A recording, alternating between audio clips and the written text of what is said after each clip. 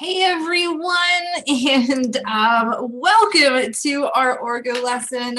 I'm Justine. I'm going to be walking you through some organic chemistry and also talk through some of the content that is on the MCAT and give you a little overview of how medical colleges make admissions decisions.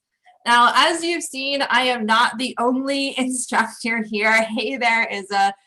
We have two other phenomenal instructors here. We have Christopher and Patrick. So if you have any questions, concerns at any point in tonight's session, please do not hesitate to let us know. We just request that we keep focused on the MCAT and on science in this class. So please keep off-topic discussions for other times. So there's a few things that we're going to work through today. We're going to go through an overview of what is on the MCAT. We're going to work through some strategy and content, since the MCAT, well, I'll say my favorite thing about the MCAT is it is a test that is very predictable.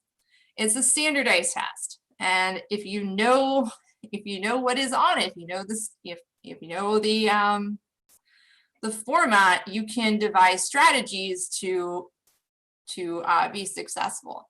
Then we'll finish with some general tips for success. And of course, if you have any questions that you have, just let us know.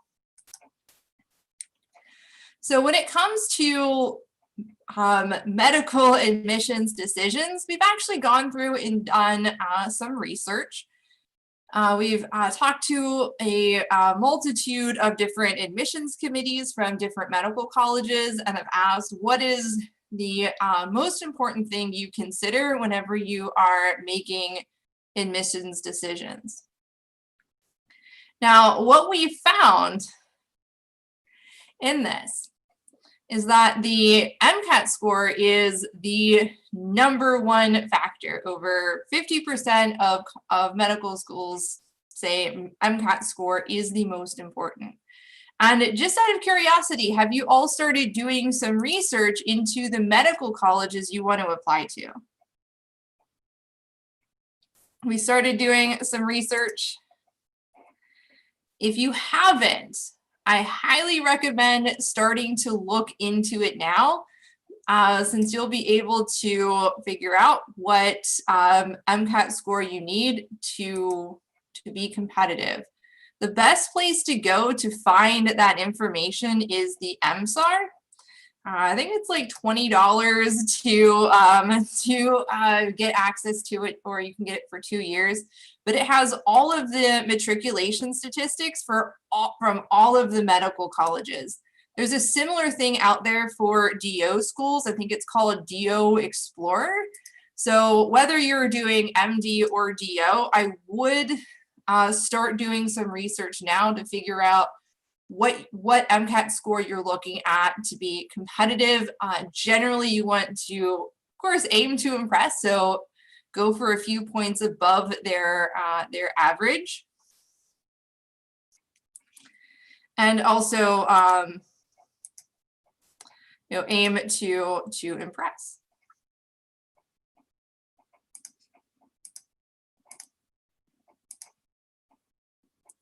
Yeah, it is the MSAR, M-S-A-R.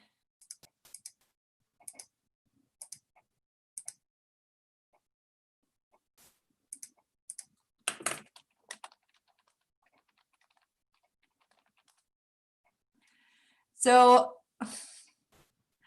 let me show you some data.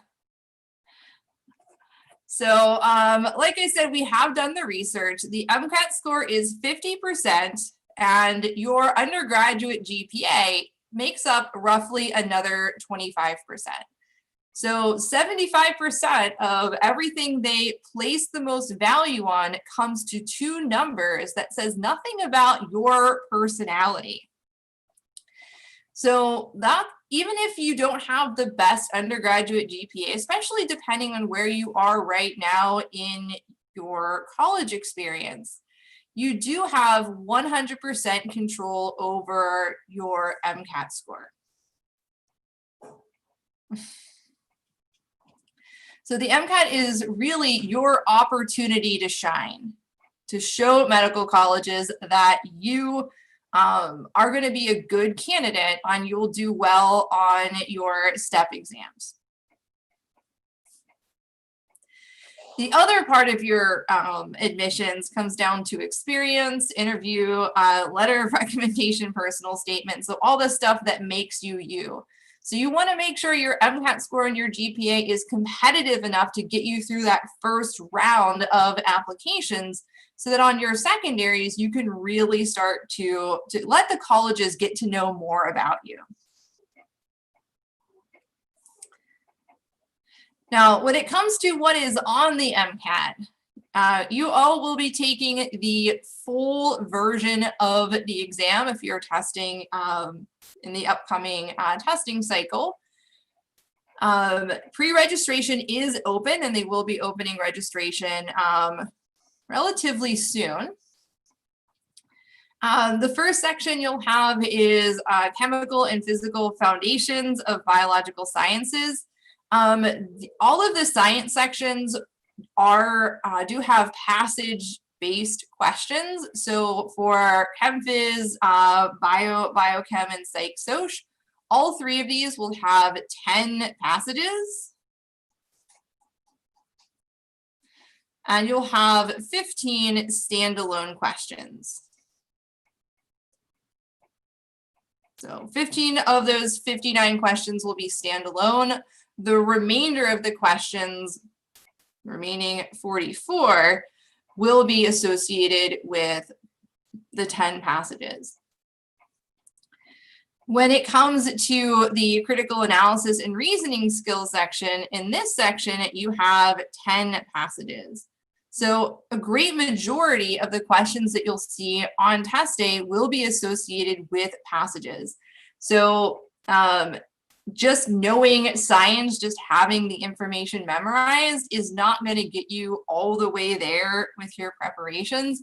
You do want to make sure that you can quickly integrate new information with your content knowledge to think critically to answer questions.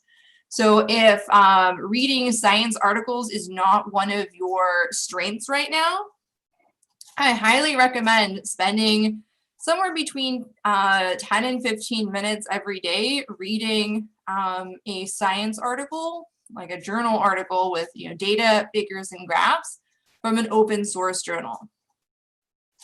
Just to work on building your analytical skills as you review content. Now, in terms of scoring, you have those 4 sections. Each section is scored on a scale of 118 to 132, with a 125 in the very middle.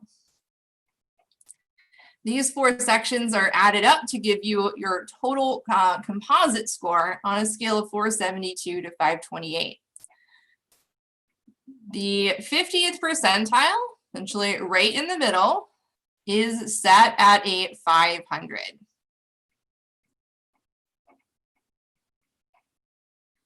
And this is based on people who have sat for the, just going through and sitting for the exam. The AMC has reported that the average student probably studies somewhere around 240 hours for the MCAT.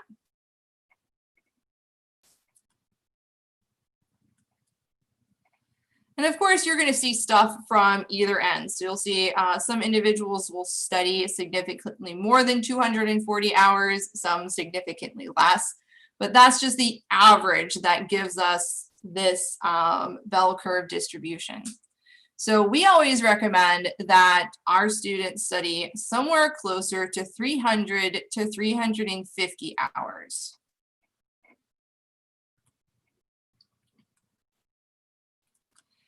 Because you don't want to be average. If you study the average amount of time, you can get an average score. In terms of being competitive at most medical schools, you want to be scoring somewhere around a 508 and above. but that'll really come down to where you want to apply,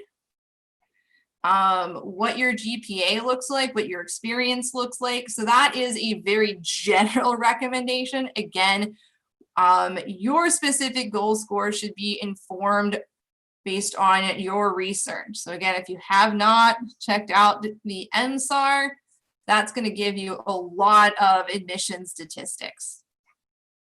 And you're going to hear us say that a lot. Check out the MSAR, check out the MSAR. Now let's talk a little bit about the science that is tested. So we've gone through and we've done a bit of a breakdown of the different science content. What you'll notice is pretty much on every one of the science sections, you will see a little bit of biology. And that's because all of the science is tested in the context of biological systems. So biology is going to make up a significant portion of the science. We'll see biochemistry getting in there as well. Although organic chemistry appears to be one of the smallest sections, I will mention that organic chemistry really is the foundation of biochemistry. So a strong organic chemistry basis really will help you make sense of a lot of the reactions of macromolecules in biochemistry. And guess 934, we don't have MSAR as part of the Kaplan packages, but we do have every other bit of MCAT, AMC MCAT study materials, including the new CARS study kit that was recently released. So as a student, you would get access to all of the MCAT study-based materials. The MSAR is separate from that. Great question. So this brings in an interesting challenge, since there is a lot of information and colleges do not teach us this information in the same way that it is tested on the MCAT. And I don't know if any of you had an experience similar to this when you were in college, but I'll tell you right now, in my college, I graduated a while ago, you would have essentially your biology class. And in your biology class, you studied just biology. And then in your chemistry class, you studied just chemistry. And then when you took physics, you studied just physics. So you see all of these different areas of science as discrete pieces of information. However, what we actually see on the MCAT is very, very different. It's very, very different.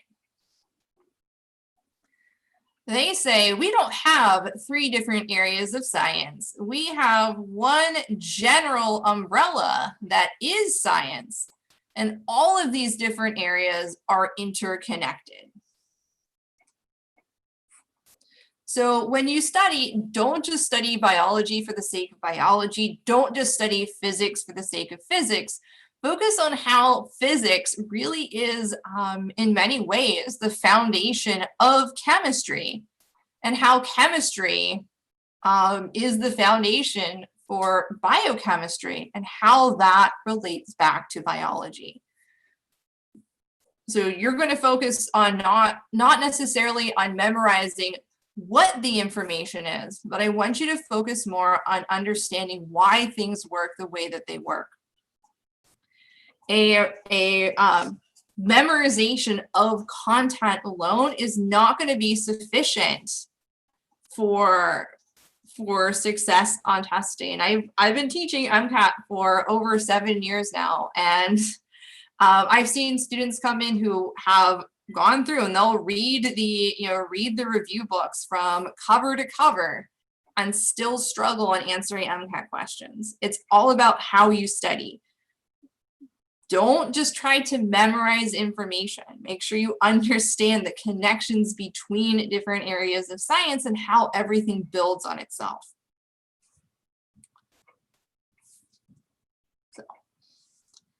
So that's just some general recommendations for studying. Of course, if you have more questions about how you should study, please ask questions, let us know. We also have pinned in the chat a link that you can use to talk more one-on-one about how you should specifically study for your testing timeline. So the AMC has in their blueprint, which is very long but very informative, they have outlined 4 skills that they are looking for in the sciences. Skill 1 is science knowledge. These types of questions will ask, do I know content? So these would be more similar to the questions you've seen in college on multiple choice tests. The next type of question is a skill 2 question. These are a little bit more challenging and the most common type of science question. These will require you to integrate information from multiple pieces, multiple places, and think a little bit more in depth and abstractly. Skill 3 questions are focused on experimental and research design. So these will ask for potential flaws in experimental designs. They'll ask for controls. They can ask you what specific type of technique would be most applicable to measure something. The last type are skill 4 questions, and these are all about data analysis. So you will see a fair number of experiment-based passages in the sciences. Those are where you're going to see the majority of skill 3 and skill 4 questions. More and more medical colleges are getting into clinical research, and as future physicians, you will have to do reviews of the literature to stay up to date on the most recent treatments. So these question types, skill 3 and skill 4 questions, are really ensuring that you have that analytical mindset to be successful, not only in medical school, but later on as a physician. Now, we have added one last skill. This is separate from the AMC. This one is just from us. MCAT expertise. This is how you can take control of the exam.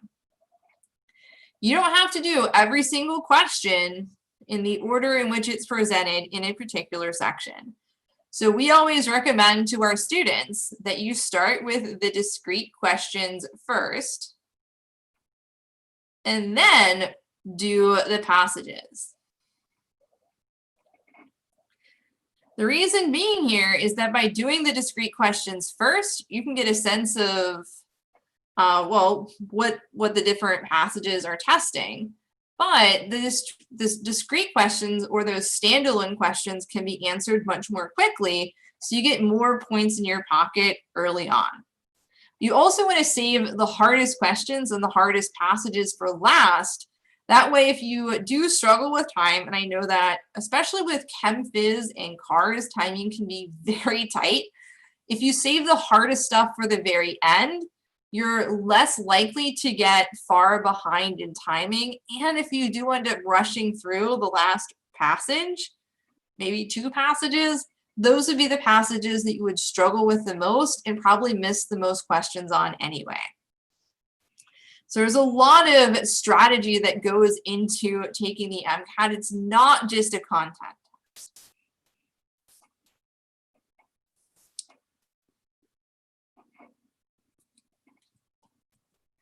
So let's dig into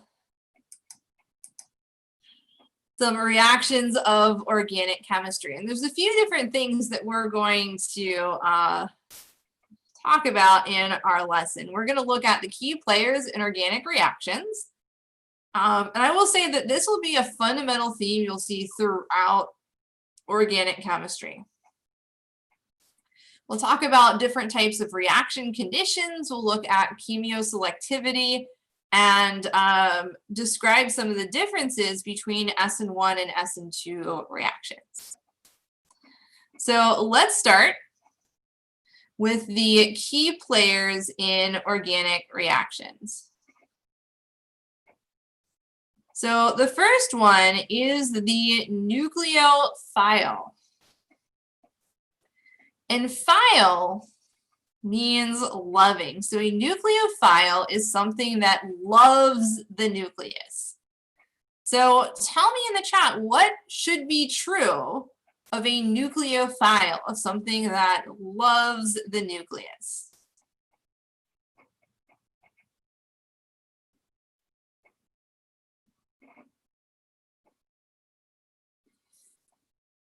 It's going to be true of a nucleophile. And if you need to think back to physics, there's we find a lot of foundations of chemistry come from physics. Coulomb's law.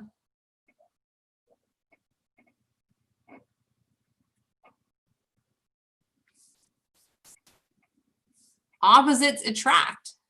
Yeah, I want something that is electron dense. You got it, London, Avery, Shannon, something that attacks a positive charge. Opposites attract, and the greater your density of charge, of electron density, of negative charge, the stronger the attraction to your electrophile. So our nucleus-loving species are electron donors. This also makes them Lewis bases. We did see that definition on bases. So these are Lewis bases. They are electron pair donors. They don't always have to be Bronsted-Lowry bases. So we'll talk about that a little bit. So if we look at our first round of nucleophiles here, notice each one of these has a full negative charge.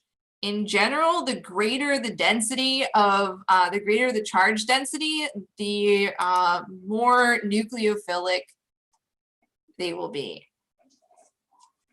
Oh, that's a great question, Maya. Low electronegativity.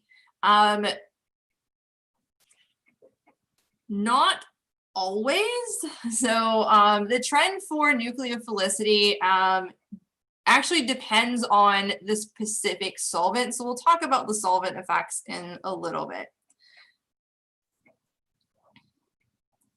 But it is true that a carb anion nucleophile is going to be much more reactive compared to hydroxide. Both of them would be very reactive, though. Yeah, exactly, Bella. This will depend on the solvent when it comes to ranking them, and we will talk about that in when we talk about solvents. So anions make for good nucleophiles. We can also have species that have pi bonds, and also things with lone pairs of electrons as well.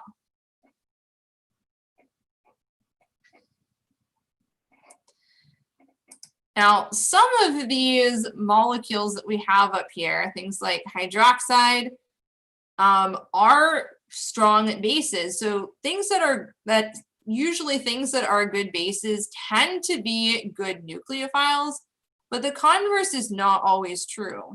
You can have something that is a good nucleophile, but is not a good base. And that's what we see with things like chloride and bromide. While those are good nucleophiles because they have full negative charges, they are not basic. In fact, as a base, bromide is actually inert. So good bases are good nucleophiles, but not all good nucleophiles are good bases.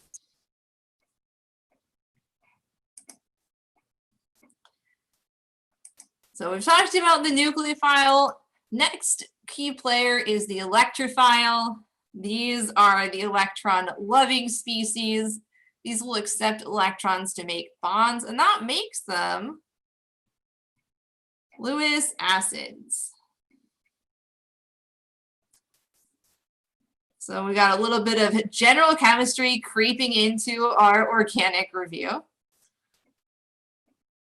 And the more positive charge density we have, the better the electrophile. So carbocations are probably the best electrophiles that we'll find since they have a full positive charge on that carbon. But in actuality, this carbocation would not form in solution. And Avery, that is a great question. Could the ketone also be an electrophile because of partial positive charge on carbon? Yes. And you will find in most organic reactions, carbonyls tend to act more as electrophiles than they do as nucleophiles.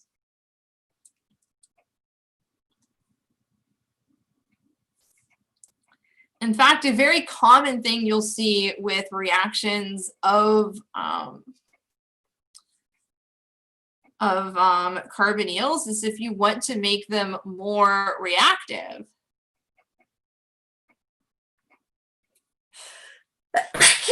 excuse me, we can add some sort of an acid catalyst.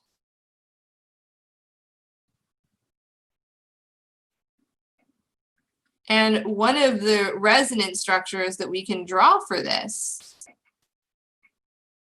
would be a carbocation. So I would say for most reactions that you'll see on the MCAT, your carbonyls will act more as electrophiles than they will as nucleophiles.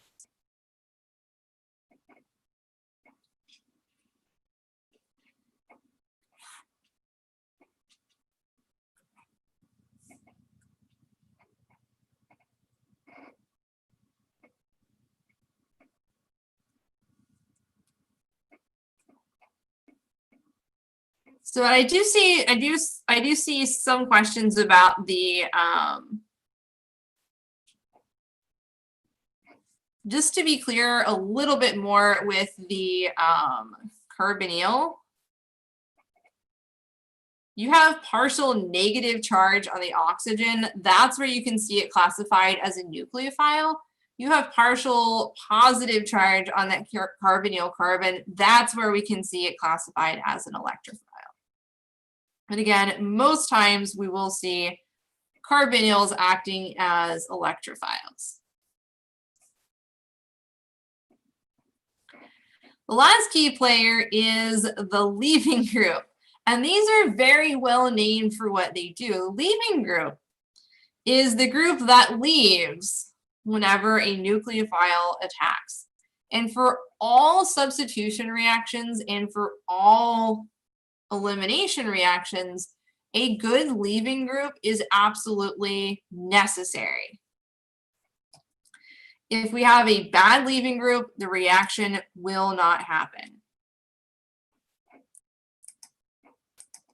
So in order for a leaving group to be a good leaving group, it must be stable in solution with the electrons that it takes when it leaves.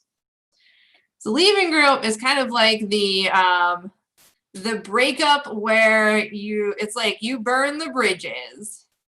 When you leave, you take everything that you had in that relationship and you take it with you. So we have to make sure that we're stable on our own whenever we depart.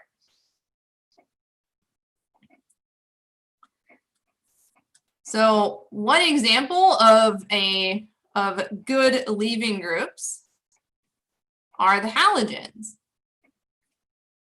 There is one, however, there is one halogen that is Notoriously absent here.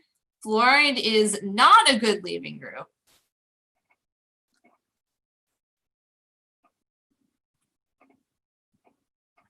It's not a good leaving group, and that's just because fluorine is really, really small. So when fluorine forms covalent bonds, those bonds are very short. And the shorter the bond, the stronger the bond, and the harder it is to break. Fluorine's also very small, so even though it does have a very high electronegativity, whenever it acquires a negative charge, it's actually rather unstable. So the halides we could also classify as large anions.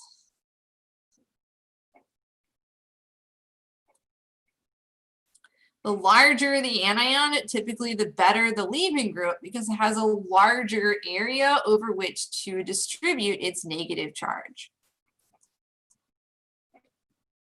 Other leaving groups include inorganic esters. And tell me in the chat, what do you think would make an inorganic ester a good leaving group?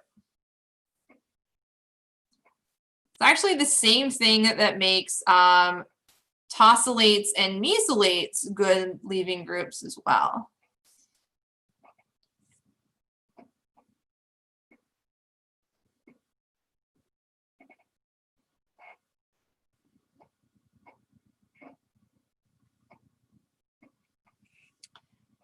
What are some of the general trends between tosylates and inorganic esters? Resonance, absolutely, you got it, Shannon, Daniel Zoll, resonance. Resonance, honestly, on the MCAT, resonance is a great answer if you're like something about stability, something with organic chemistry, resonance.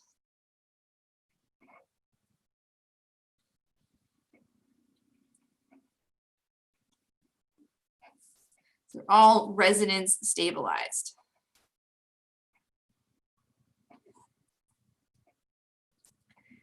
In general, good leaving groups are weak bases.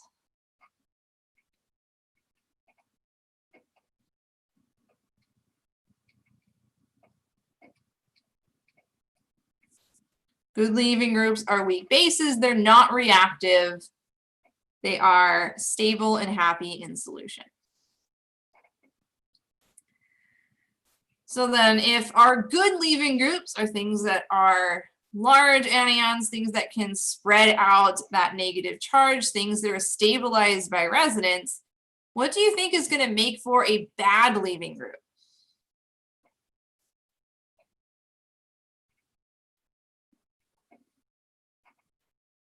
It's going to make for a bad leaving group.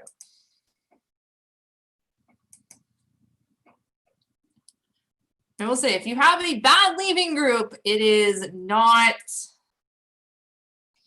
you're not going to be able to undergo substitution reactions. You need to have a good leaving group so you can displace it.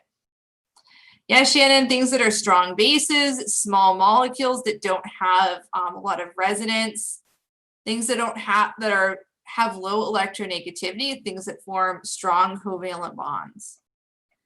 So if we look at alkoxide ions,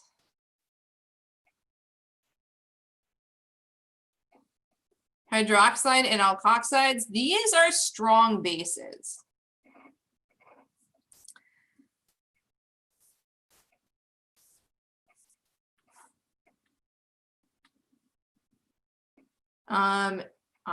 Having carbon anions or hydride also is not going to work. That's why reactions that break or form carbon-carbon bonds are actually very special in organic chemistry. So absolutely, yeah, so bromine is a good nucleophile and a good leaving group. So if you're asking, well, how do I know if bromine's going to act as one or the other? In order for a reaction to proceed, your nucleophile has to be a stronger base than your leaving group. So if you have a reaction,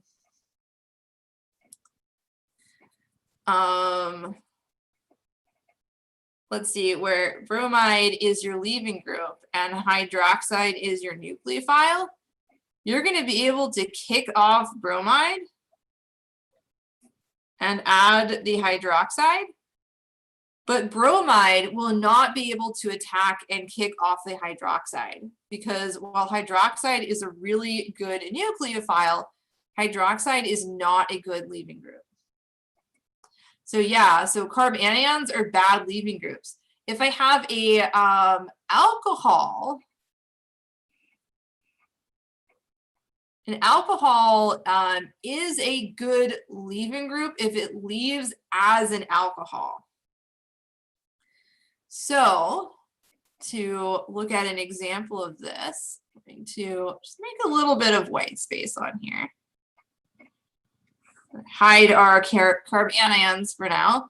So say I have this molecule, and I want to react it with, say, fluoride as a,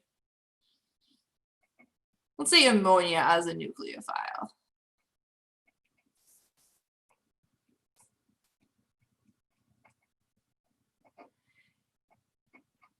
Our group here, this OCH3, is not a good leaving group.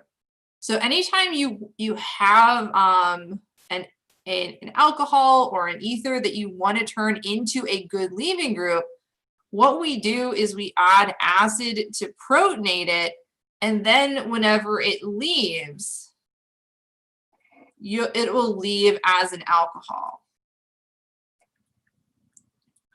So alcohols themselves, if they're leaving as an alcohol, are really good leaving groups. But if you don't protonate it so it leaves as its protonated alcohol, it will not be a good leaving group.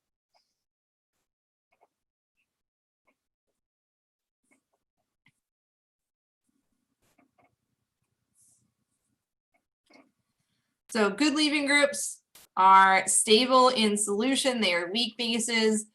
Bad leaving groups are unstable in solution. They are strong bases. So let's do a practice question. I'll say don't put any answers in the poll. I'm actually going to open up a poll for you to vote in. Let me see if I can.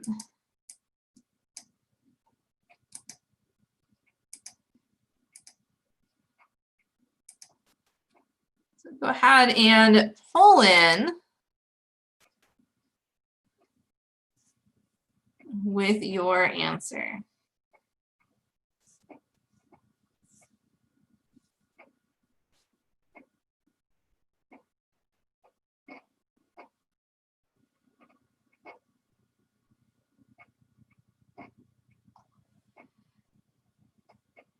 So this is also an opportunity for us to talk a little bit about question strategy.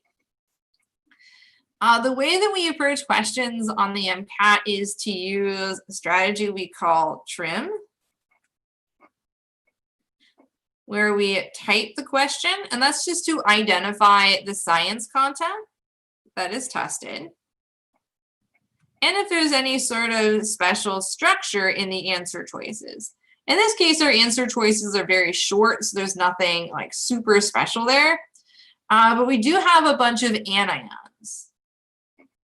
Our rephrase is where we identify the task of the question. And if you have a very long, complicated science question, going through and simplifying down to like the real question and sorting through the excess information will help you to get more focused. Here, we're going to identify the task of the question. So here we're asked, what is the best leaving group? And remember, the best leaving group is all about stability. So we might even rephrase this as what is the most stable species?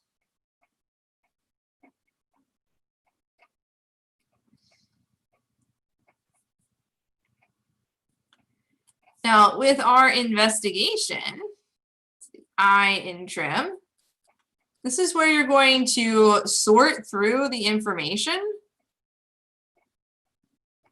And that will be information from your brain, information from a passage, if you have a passage-based question, to come up with an idea for what the correct answer should look like. So you're going to sort through your information to come up with a prediction.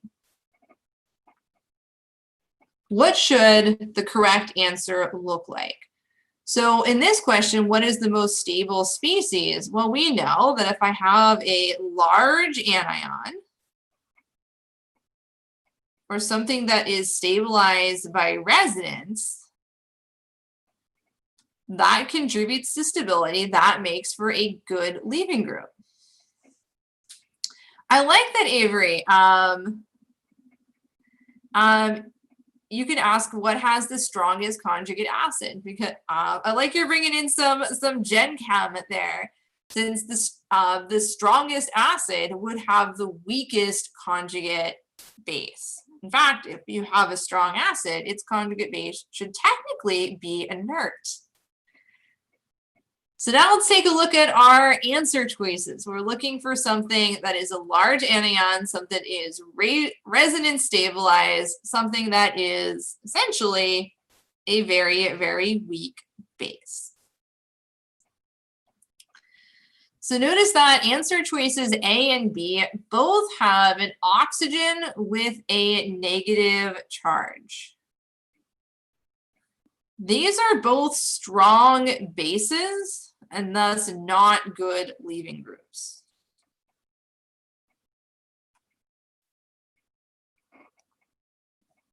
Fluoride is a very small anion, so it's not going to be stable in solution. And if we compare that to iodide, iodide is a very large anion. It's going to be the most stable and thus our best leaving group. So here we'd be able to make our match to answer choice D. And I'm seeing a really nice leading with answer choice D in the polls, so excellent work. I do want to point out, though, as well, that the leaving group stability does follow a trend in the periodic table, where as you go from left to right across the periodic table, you get better as a leaving group. And that's because as you go from left to right, you have an increase in electronegativity. As you go from the top down, you get better leaving groups because you just get an increase in size. So your best leaving group will be in the lower right-hand corner of the periodic table, which is exactly where iodine is located. And yeah, I guess 3368, if there is a compound with oxygen with a negative charge, it is a strong base. And right, well, remember, when we say like things get better, it doesn't mean they're good. So fluorine, even though it is like, you know, over here on the periodic table, it's still not a good leaving group, and that's just because it's so small. If you give fluorine an extra electron, because of its size, that charge density is very, very, very small. So if you were to compare fluorine to oxygen, yeah, fluorine is, you know, a bit better than oxygen because it's more electronegative, but at the same time, both of them are very bad. So if you had like oxygen and fluorine attached to something, neither of them are going to leave because they're both bad leaving groups, unless you protonate it. And yet, Avery, you are provided a periodic table on the MCAT. there will be a little button on the bottom of the screen that will say periodic table. So you just click that, open it, and got a periodic table.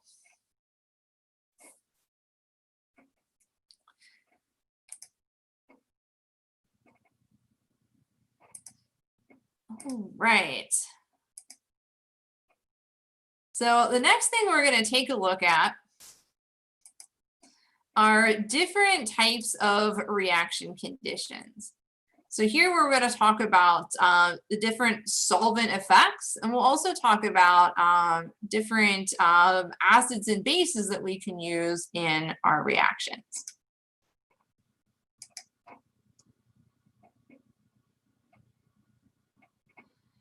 Now, our first set of solvents here are polar protic solvents. How can I identify these as polar protic just by looking at them?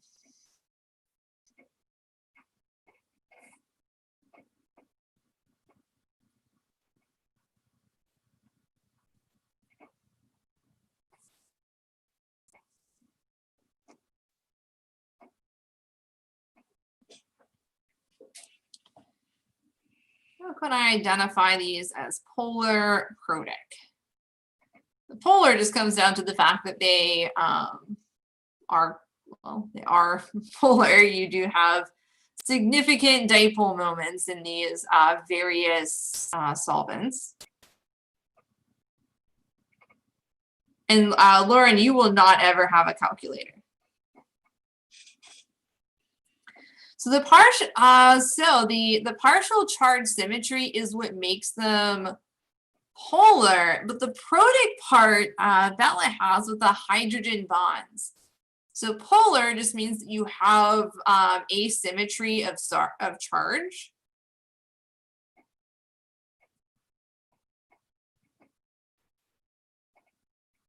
But protic means that we are capable of forming hydrogen bonds.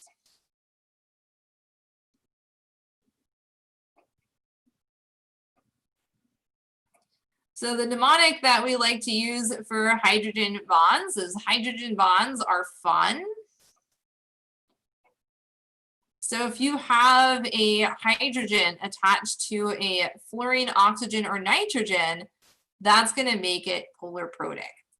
So it's this OH, and NH, or really any of those NHs, that makes these polar protic.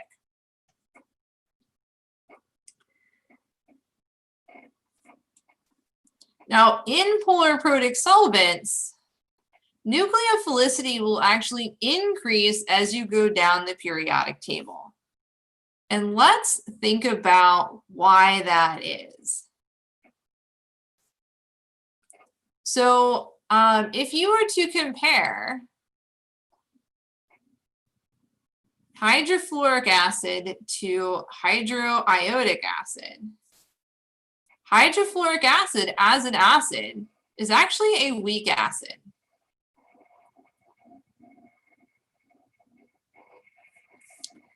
Hydroiodic acid as an acid, on the other hand, is actually a strong acid.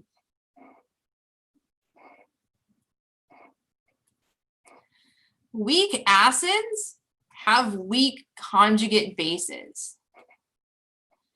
So fluoride, in addition to being a good nucleophile, is also a weak base.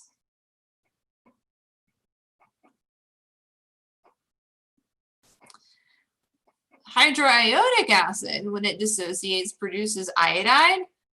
The conjugates of strong acids and bases are inert. So iodide is an inert base. So when I put fluoride in a protic solution, fluoride can actually accept one of those protons and reform hydrofluoric acid. And if it does that, it's not going to be reactive as a nucleophile. So protic solvents can actually react with your nucleophile.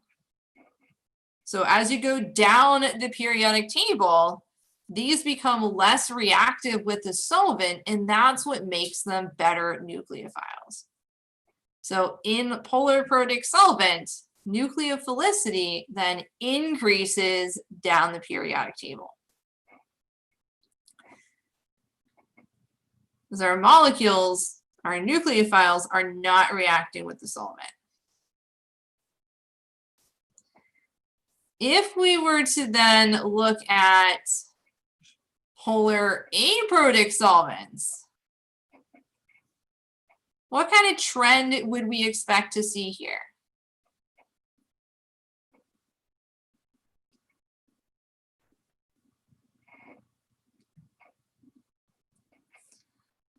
So these are polar, so we still see an asymmetry of charge.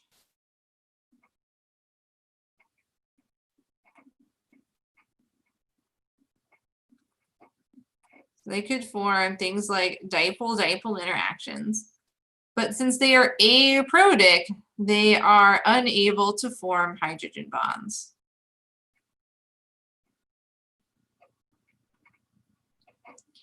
Meaning that while they will solvate nucleophiles, they will not react with them. Absolutely, Bella, as we have an increase in base strength, we'll get to be a better nucleophile. So nucleophilicity will now increase up the periodic table. And you got to tell, yeah, we have no OH or NH bonds. That's how we know we have a polar aprotic solvent. So another common one that isn't specifically mentioned here on this slide is DMSO. It's very structurally similar to acetone. Just instead of having a central carbon, there is a sulfur instead. Let's say these ones are very common polar aprotic solvents. The last type of solvents that we'll find are just non-polar solvents. These you will not see for nucleophilic electrophile reactions, because our nucleophiles and electrophiles are at least partially, if not fully charged. So a non-polar solvent is just not capable of solvating polar species. You'd end up with like trying to dissolve like salt in oil. It just does not work.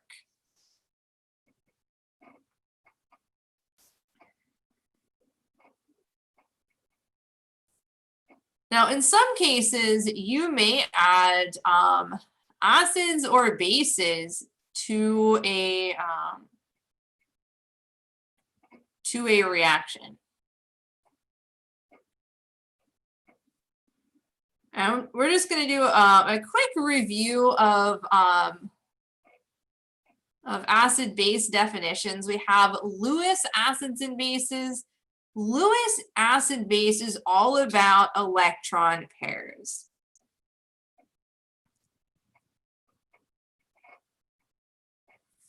So a Lewis base is your electron pair donor. So that is kind of how a nucleophile acts.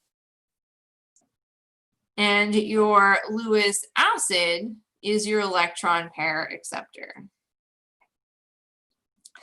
So we can classify reactions between nucleophiles and electrophiles really as Lewis acid base reactions. Whenever they react, we form a new bond, and this would be a coordinate covalent bond. Since both of the electrons in the bond come from the same atom.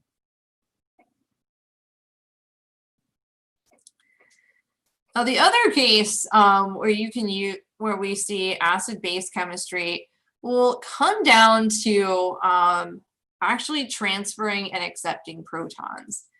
If we're using a Bronsted-Lowry acid, we're using a proton donor.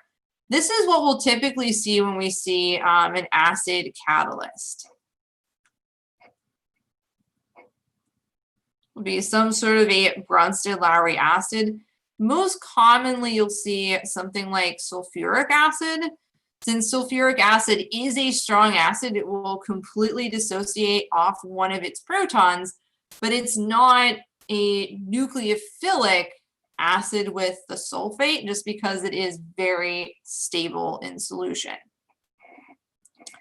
We can also sometimes use Bronsted-Lowry bases like pyridine if something is reacting and producing acid as a byproduct.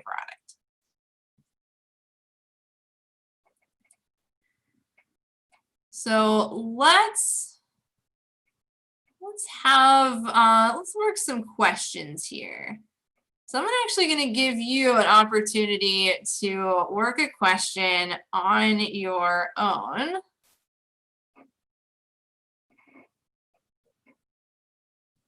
I'm going to have you work question 4. I'm going to open up a poll for us. And I'm going to have you poll in when you get to your answer. So I'm just going to sit here quietly and take about a minute to think through question 4.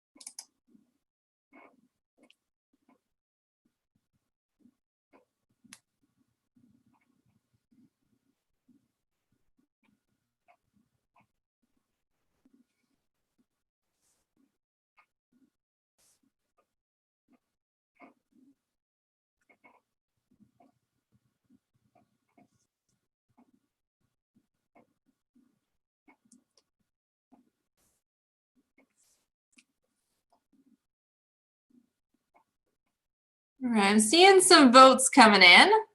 I like where we're leaning. We'll also talk real quick, as I do see some questions about Bronsted versus Lewis. So we'll look at some examples. We'll actually go back and take a look at question 3.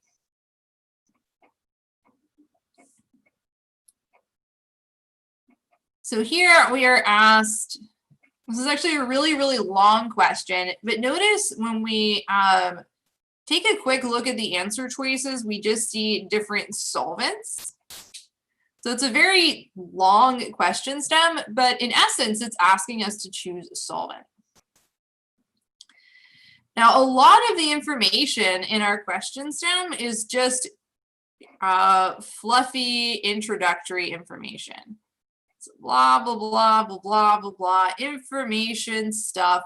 And really where the real meat and potatoes here is we have to choose a polar aprotic solvent. So then we could rephrase this really, really simply as which one is a polar aprotic solvent?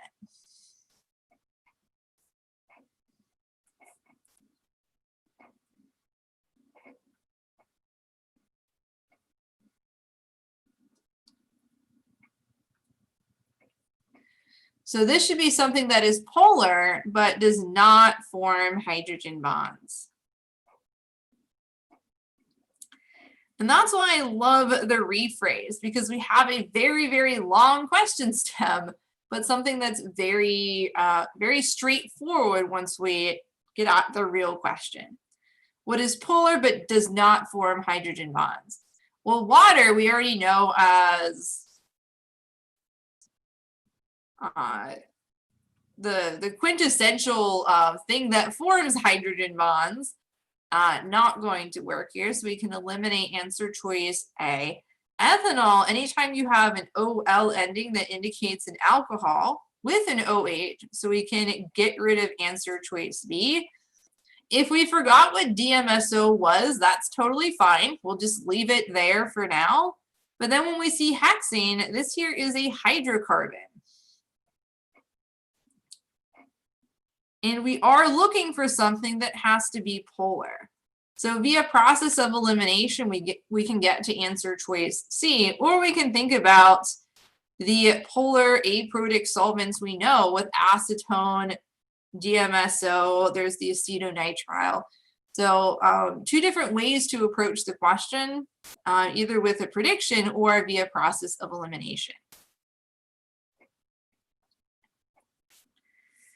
Now, I did see a few questions earlier from Maya and Saul asking about Bronsted versus Lewis. So let's go take a look at number 3. So I'm just going to make a little table here. We have Lewis, we'll do acid, base, and we'll look at Lewis and Bronsted-Lowry. So a Lewis acid is the electron pair acceptor.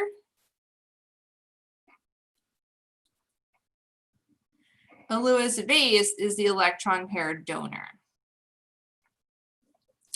A Bronsted-Lowry acid is a proton donor.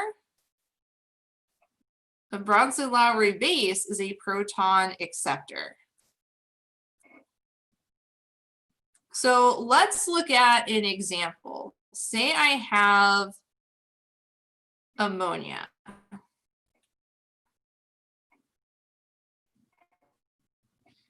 It has a lone pair, so it can use this lone pair to form new bonds. So this would be a Lewis base.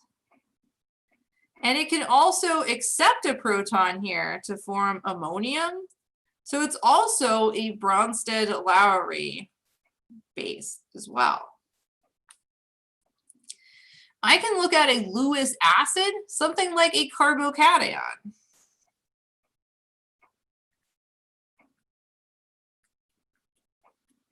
This can accept an electron pair, but notice it doesn't have a proton to donate. So not all Lewis acids are Bronsted-Lowry acids, and not all Bronsted-Lowry bases will always be Lewis. They don't have to be each other. So I have a Lewis acid that is not a Bronsted-Lowry acid. So you do want to ask, essentially, with acids, is it accepting? Can it accept electrons?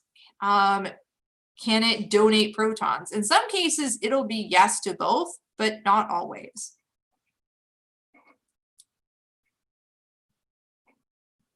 So Lewis, all about electrons. Bronsted-Lowry will always be about protons. So in this one, we're asking which one is a Lewis acid. So we're asking what here can accept electrons. Well, let's consider it. Here we have a carbonyl, an aldehyde. Notice that this acts as an electrophile in reactions. So this is a Lewis acid. This can accept electrons. So 1 is true. Now ammonia, we've already looked at here. This has a lone pair, so it is acting as a a Lewis base. So it cannot be 2. And then we see boron trifluoride. This has an empty p orbital. It can accept electrons, so this would be a Lewis acid. Now, the cool thing about this question, and this is one of my favorite things about Roman numeral questions, I know those are a very hotly contested question when it comes to loving or hating. If you weren't sure about the carbonyl, but you were able to say ammonia, definitely not, notice you could eliminate any answer choice with Roman numeral 2 in it. Roman numeral 1 is in both of the remaining answers, so this has to be a Lewis acid.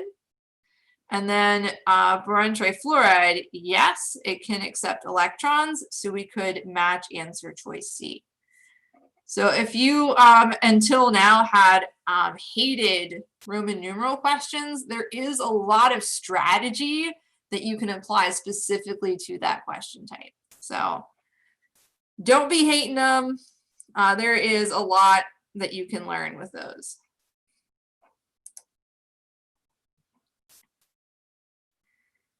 Now, our next thing we're going to look at is chemoselectivity. This is how different areas of a molecule can be more active, more reactive than others.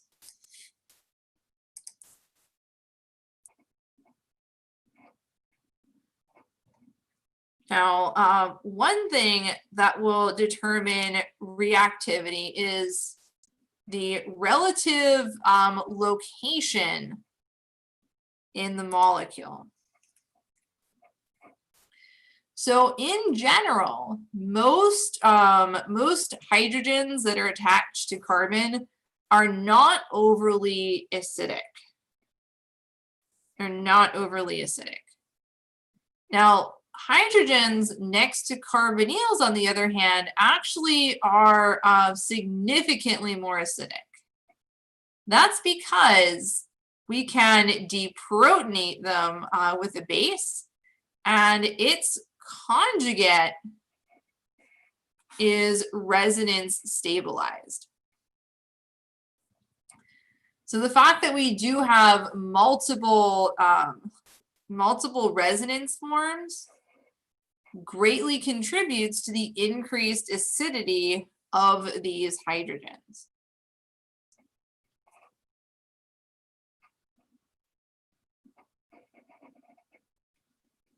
So those alpha hydrogens are very acidic. And that is because we can resonance stabilize the carbanion conjugate base. So that would be one of the factors just that will affect acidity. So we can react this with a base, and we can produce a carbanion, and that can act as a nucleophile. Now, another place that we'll see chemoselectivity come up, and this is especially important for what we're going to discuss in a little bit, comes down to sterics. With steric protection. If I'm looking at a conventional, let's say SN2 reaction, where my nucleophile needs to attack the opposite side as my leaving group. If I look at these two carbons, I have a red and a blue, which one is easier to attack? Which one of these two carbons is less sterically hindered? We can categorize them. Our red carbon, notice, has bonds to 3 other carbons. So our red carbon is a tertiary substrate, whereas our other carbon in blue is attached to only one other carbon. So this is a primary substrate. So yeah, the blue one, absolutely, Bella, is easier to attack. It is less sterically hindered. So I don't like the word no steric hindrance because there is a little bit. So we'll do a little correction. Not much a steric hindrance. It's much more easily attacked compared to that tertiary.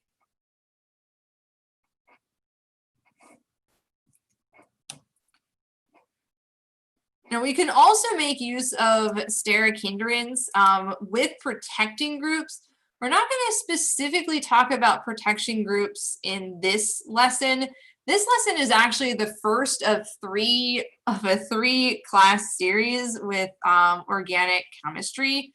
The second part in this series looks at reactions of alcohols and carbonyls, and that's where we see a lot of protecting groups being used. We can protect alcohols, we can protect carbonyls. Third part in the series looks at carboxylic acids and their derivatives.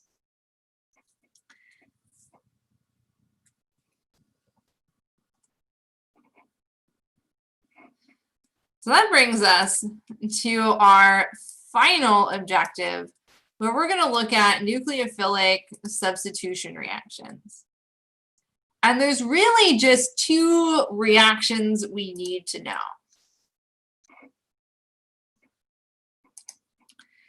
We need to know the SN1 reaction and the SN2 reaction. The thing I love about how we have named these reactions is that the SN2 name tells you everything you need to know about the reaction.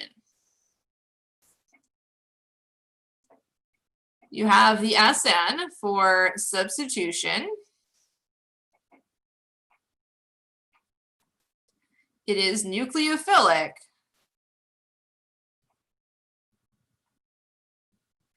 And it is second order.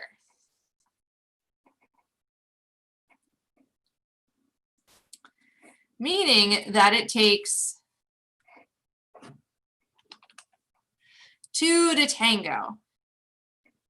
I know that not the whole series is free. It's just the first one.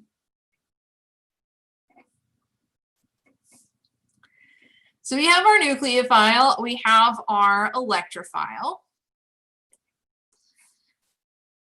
And if we look at our electrophile, notice that we have a primary substrate.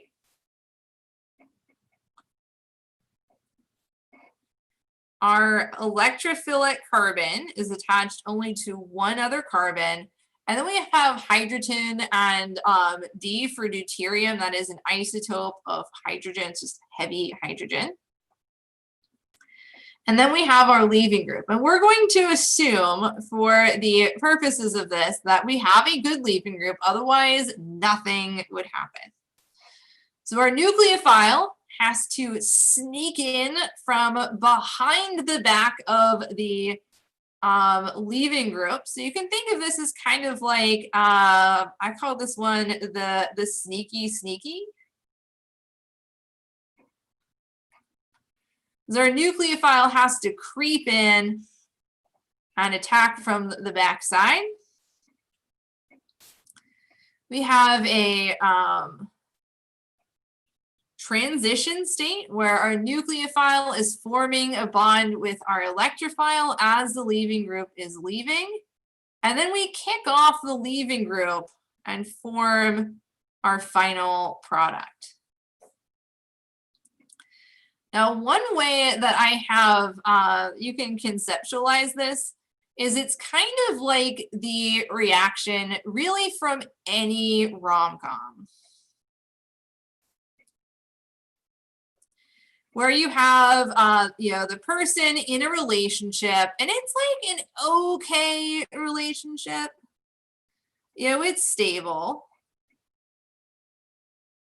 But in order to break up this okay relationship, you have to be better in some way. This is where like the really, funny, good looking, charming person comes around, starts to form a new connection with our electrophile. So, we're out having coffee, little coffee dates while we're still, out to dinner with our soon to be ex. But eventually there comes a point where our protagonist realized that, this new guy, this new person is much better than who we are currently with. So we kind of just kick them to the curb. We form a new bond, and notice our molecule has turned itself around. So our SN2 reaction is really just like any rom-com where we are in an okay relationship, but we find someone better. SN2 reactions work best when we have very little steric hindrance, when we need, where we have a very strong nucleophile, and so we have like the charming, attractive, like young protagonist, and we also want to have a polar aprotic solvent. So remember, polar protic solvents are distracting, and we don't want anything to break up the little love story. Now, on the other hand, we have the SN1 reaction. This one's kind of like a much messier breakup. So what you'll have here is our substrate, and you can think of this as a college relationship. And nucleophile is NU is the nucleophile. So here our carbon, let's just say this is a kind of like a party animal. And we have our bromine here as our pre-med. Now, if our party animal significant other is always out hanging with its 3 R groups, it's very unlikely that they're really spending the appropriate amount of quality time to make that bond with the bromine stable. So in that case, eventually our pre-med bromine gives up. It's like, you know what, I'm out, I'm leaving, and I'm gonna go off on my own. So bromine packs its bags, it takes everything it had in that bond with it and leaves. Now we have our 2 charged species, and in general, if you are charged, you are less stable than if you were neutral. So we have a newly single carbocation and a newly single bromide. Now, in order to keep things stable, we bring in a polar protic solvent. That happens to be, in this analogy, ethanol.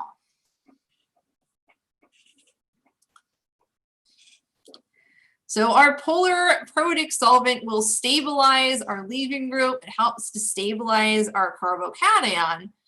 And bromide is pretty much done. It's like, you know what, I'm good. I'm gonna work on my applications. I'm studying for my MCAT. You know, I don't need to worry about any more drama.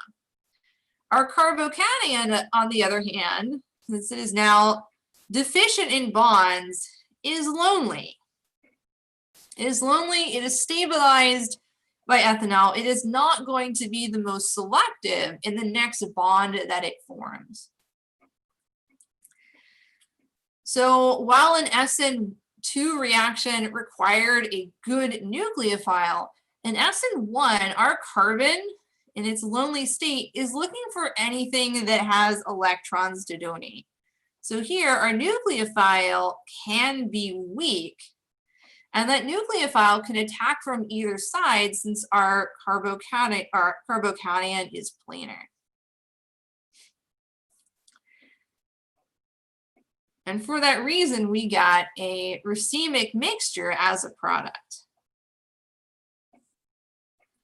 So let's go through and do a comparison of SN1 versus SN2. We'll put it all together when it comes to nucleophile, when it comes to electrophile, and when it comes to solvent.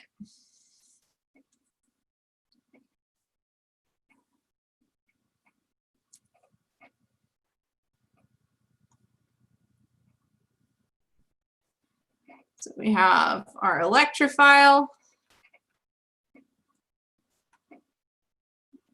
nucleophile, we'll do solvent, and the rate.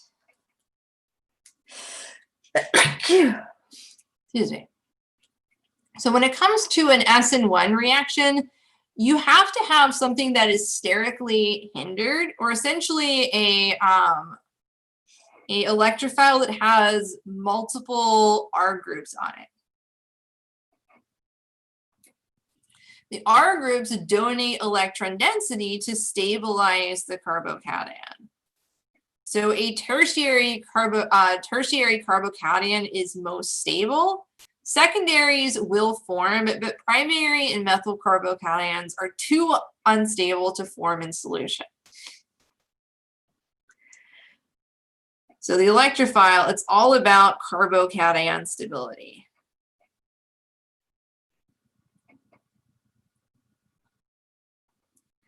Now the nucleophile, since we're reacting with a carbocation, can be weak. The carbocation, very, very reactive, will attract and even weak nucleophiles. The solvent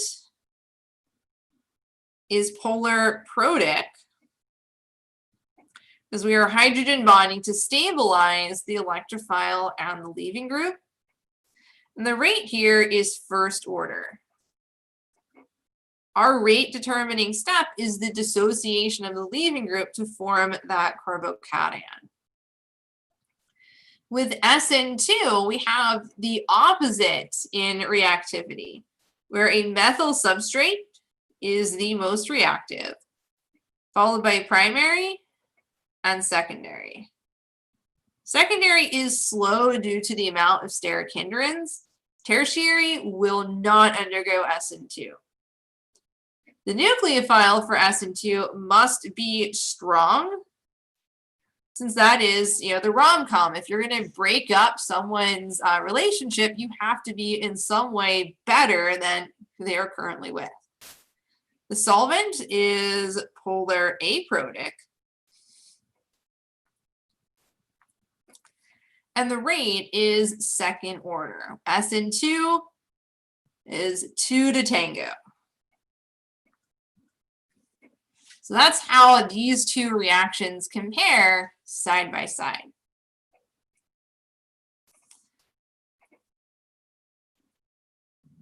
So let's work through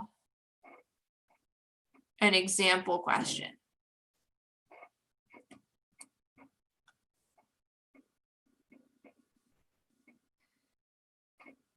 Now, when I look at my answer choices, I see actually a fair amount of structure.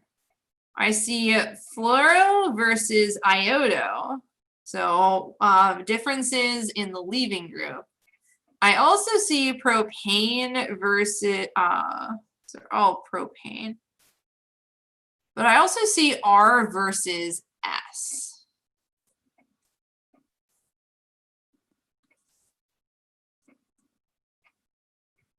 Versus a racemic mixture. So we have to figure out if this is SN1 versus SN2, and also how what my leaving group is. Now, looking at this molecule above the arrow,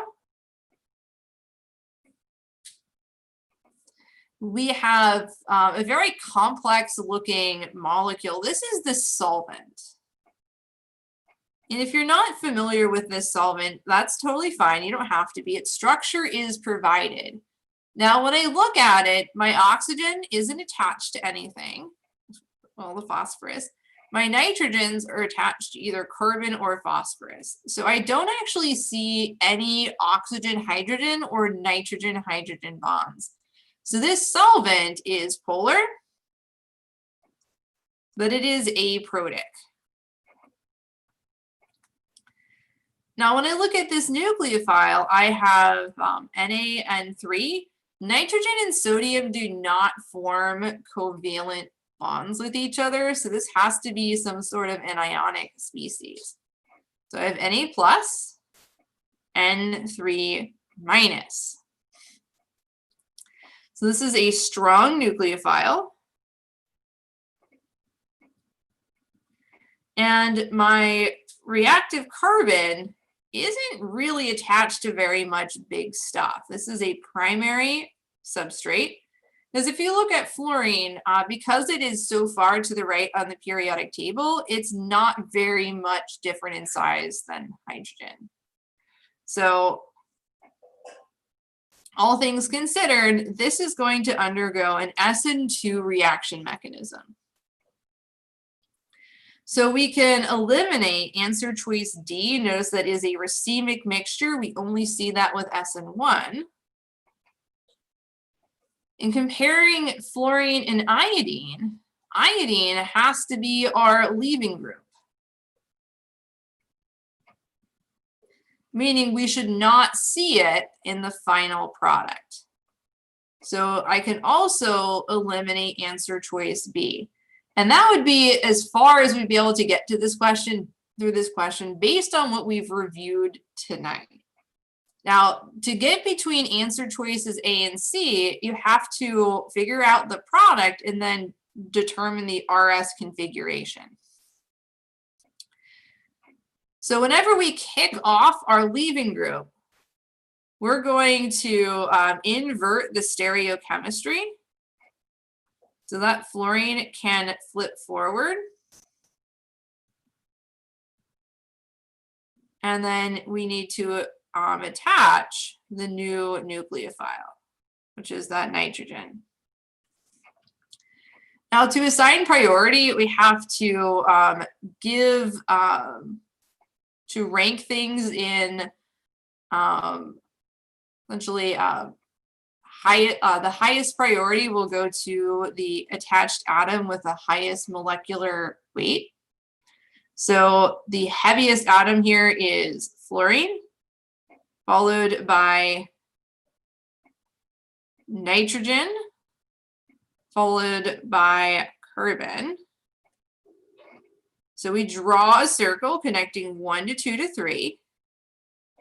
Notice when we start to draw, that looks like we're drawing the letter S. However, our hydrogen is coming out of the page, so we have to flip that to R. So that would bring us to answer choice A. But even if you weren't sure about the priorities, you can use strategic elimination, identifying your nucleophile, identifying your solvent, your leaving group, to figure out SN1 versus SN2, and also what molecule should, or what substituent should not be on the final product. So even if you see questions on test day that are very, challenging, they bring in information with which we are not familiar, still focus on using the information that you do know to answer questions. That's one of the main differences between a good test taker and a great test taker. Now, I do just want to talk a little bit about some general recommendations for MCAT success. And out of curiosity, how many practice exams do you plan to take to prepare for your MCAT? How many practice exams are you planning to take?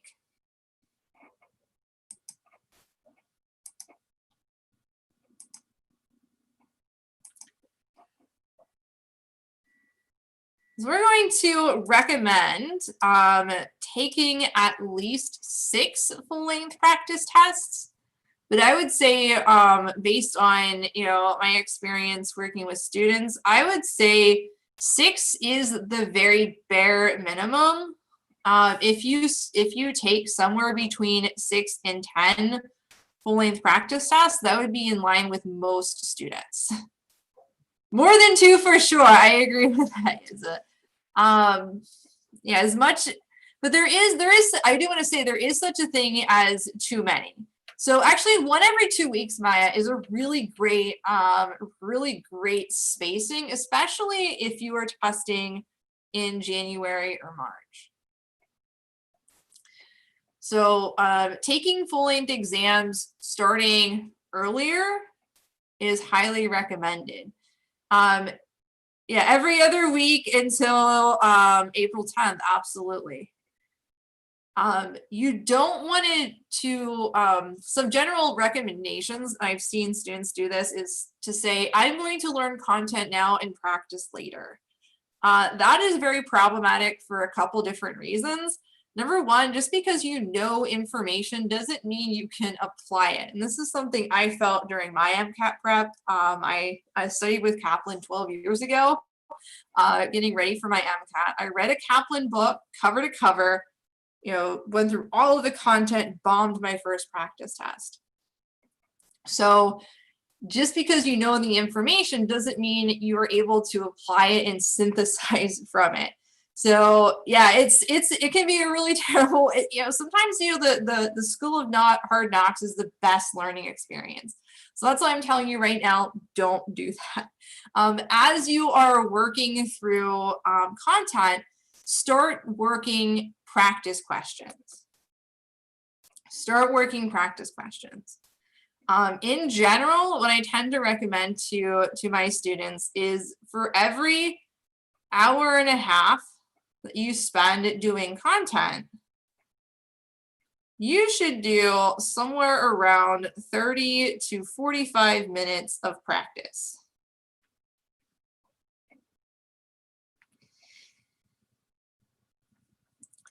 And as you get closer to your test, you'll find you will be doing kind of a swap in there.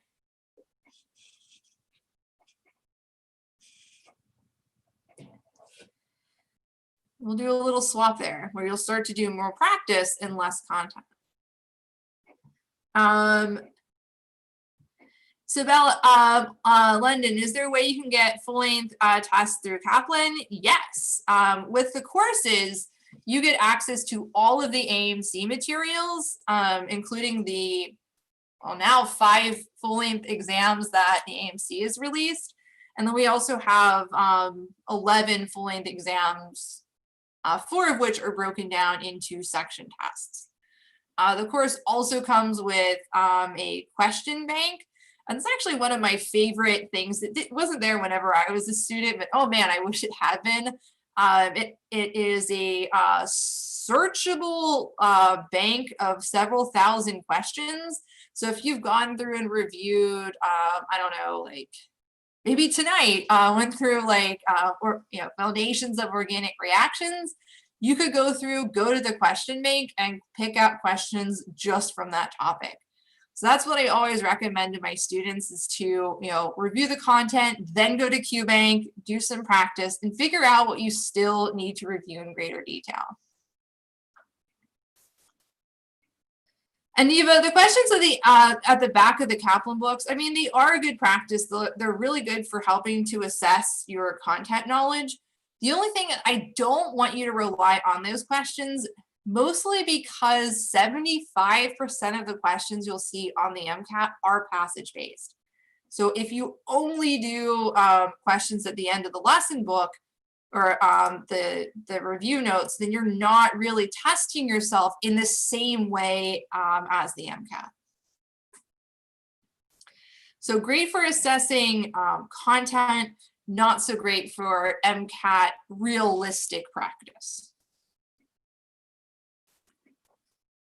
So depending on like how you want to study, if you're looking for everything all in one place, strategies, going through and learning how to take the test, going through and having all of the content review, all of the full-length practice problems all in one place. The classes are great for that. You also have access to the MCAT channel. That's what this class is from. MCAT channel runs 6 days a week, and it goes in depth on specific content areas from science and from cars, and is a really great resource to add depth to your review. But you can also get QBank on its own. You can get questions on their own. You can purchase just full-length exams. It really comes down to what you're looking for and what you need for your studies. That's why we have that link at the very top, the book a meeting, because we can talk more one-on-one about how we can help you get to your MCAT goals. So we're going to keep the chat open a little bit longer, but I do want to say it was an absolute pleasure working with all of you tonight through some organic chemistry. I know it can feel a little bit overwhelming at first when you get started, but focus on learning in layers. It's okay if you don't have every single detail from a chapter memorized the first time through. The way that you're going to learn is to get exposed to all of the information, and as you do practice questions, as you work through full-length exams, you're going to start to add in the depth and more specific details that you might have missed on the first time through. So if you don't know it all by the time you've done your first full length, that's fine. That is absolutely to be expected. But approach it with the mindset of, I'm not going to get it all at once, and that's okay. I'm going to, I can get there. It's just going to take some practice. Rome wasn't built in a day. You're not going to be able to study from the MCAT in like a week. It's really going to take a few months, but every task can be mastered. So the MCAT is not an easy task, but it is a very approachable task. So if you have questions, stick around, let us know. Otherwise, thanks for coming up, and I hope you all enjoy the rest of your evening.